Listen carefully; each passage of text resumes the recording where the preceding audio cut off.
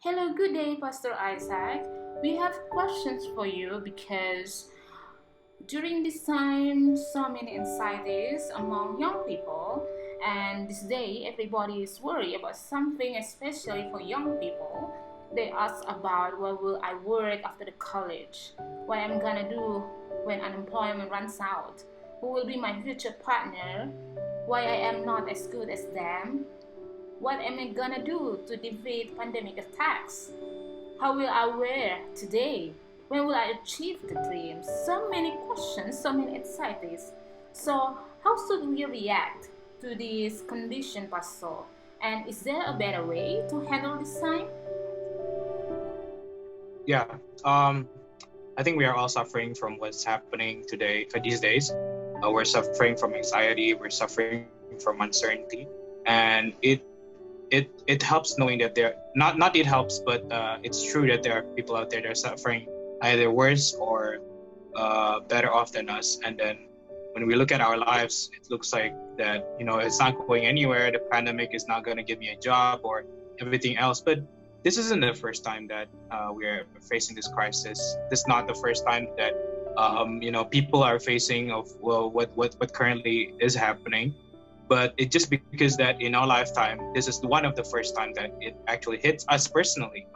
There are people out there in different parts of the world deal with crisis all the time in wartime region, but then somehow we can now empathize with people. We can now feel the pain that they are feeling. We can understand what diseases is. Although before we feel like, like I'm invincible, I'm healthy. Right now, looking at the condition of the world, you don't even want to step outside, knowing that you're probably can be infected with what's outside, the pandemic and everything else.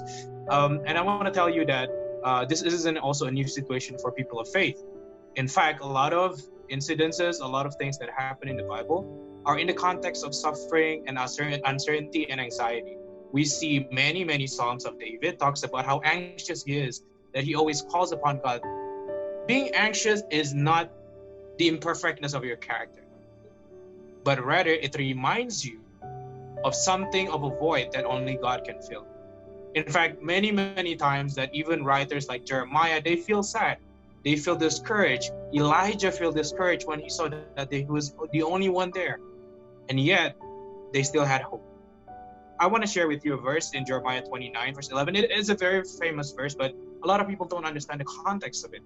Jeremiah 29, verse 11 says, "Therefore I know the plans I have for you, declares the Lord, plans to prosper you and not to harm you, plans to give you hope and a future." God is telling them that within the time frame that He's putting on His plan,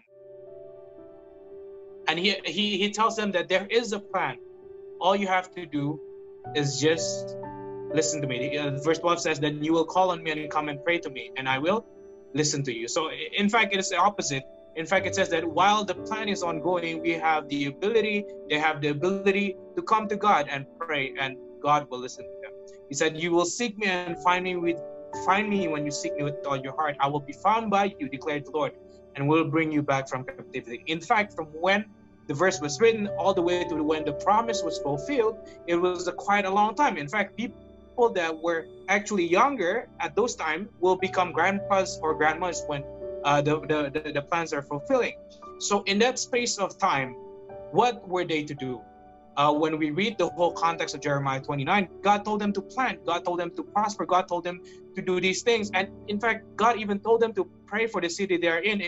When we understand that they are in captivity, people don't like them. They're foreign in their own land. And yet God told them to pray for these people, because it says that the prosperity of the city is your prosperity also. So when we're in the midst of crisis, although there's this sense of, it's like, am I the only one facing this? No, pray for the people around you. Pray for the place that you are in. Pray that other people are well off as you, and do to the best of your ability until God's plan is fulfilled. So sometimes it may take a while, but we know that God is always on time with His plan, and God will never leave. But we know that God is always on time with His plan, and God will never leave His people alone. Now, to the subject of what your future, trusting God is not easy. It's never easy. Abraham, he trusted God, but at what price? He had to sacrifice his son. That is the point of his trust, that God was looking at his faith and saying, how far will faith take you? Is your faith in me only based on what I'm giving you?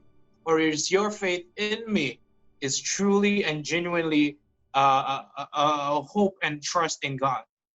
And sometimes it makes life easier knowing that God has it under control. I remember getting my first job. I put out all my resumes in almost 50 places, 60 places, and I said, God, I want this job. I want this particular one. And if you don't give me, I won't serve you anymore. It's a very selfish way of looking at it. And he never gave me that job. And now I realize that job that I was aiming for, that I was aspiring to, was not the best for me, because it won't shape me. It won't shape my character. It won't form me to who I am now. Not that I am perfect now, but at least I know that all of the trials and challenges that come with it shape me for who I am to be. So when we put our everyday things to God, literally everyday things to God, even when there are uncertainty, even when you have big decisions, know that even if it may not go your way, you're better off in God's hands rather than in your own hands. Because oftentimes, God will not leave us alone just because the plans doesn't go our way. That's the beauty of trusting God. Trusting God in your career, trusting God in your relationship. Even if tomorrow, your relationship ends, when you say, I trust God with everything, it will eventually work out for you. It may not eventually work out for your relationship, but when you trust God, it's sort of like when someone is not afraid of dying, death is nothing for them.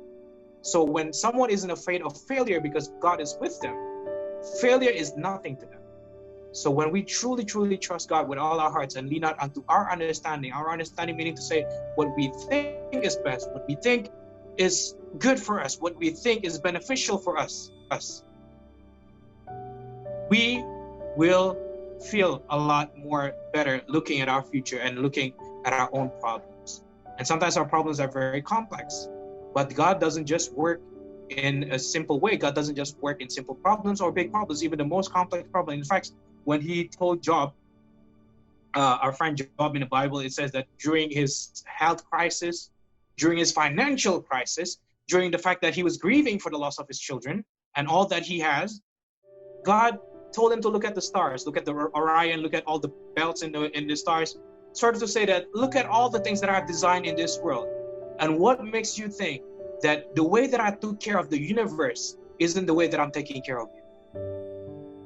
Psalm 23 reminds us of a shepherd. Imagine a shepherd that leads his sheep, flocks of sheep.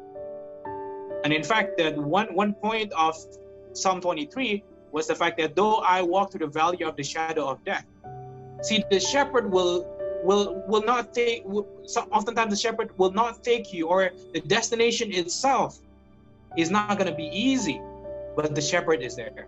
It says that though I walk through the valley of the shadow of death, I will fear no evil, for thou art with me. If you have that in your mind, that's saying that God, even if I get fired tomorrow for doing what's right, God, even if this relationship will not work out, God, even if it takes years for me to get a job, but I will fear no evil. I will fear nothing. I will lack nothing, because you are my shepherd. It is the strongest feeling that you could have walking in life, knowing that nothing can break you, knowing that nothing can discourage of your hope, knowing that you're walking not by yourself, but by walking with God, that He will provide, that He will give, that He will protect, that He will continually lead you. It is a very, very powerful feeling, and it's the way that we all should live every day of our lives. So I think when we look at our future, we always say, God, you are my shepherd. I know that I will not need of anything else aside from what you're giving me. God, you are my shepherd, that I know that though I walk through the things that I may not understand, you are there with me. So I think when we look at our lives, whether it is with the things that are happening, always understand that the shepherd is there. God is never too far from us to listen to us. God is never too far from us to provide for us, and God is never too far from us to empathize with us. In fact, the Bible says that we have a high priest that understands of our situation. We have a high priest that understands of heartbreaks, disappointments, failures, that understands what it means, what it's like to be human, because he was human. He was God and man at the same time. He understands what betrayal is. And he is intervening on behalf of us, not just for our salvation, but for our lives. In our daily lives, he is there with us. So I guess that's the way we should live our life, is understand that in God we fully trust, not just in one particular thing, but the whole parts of our life is led by God.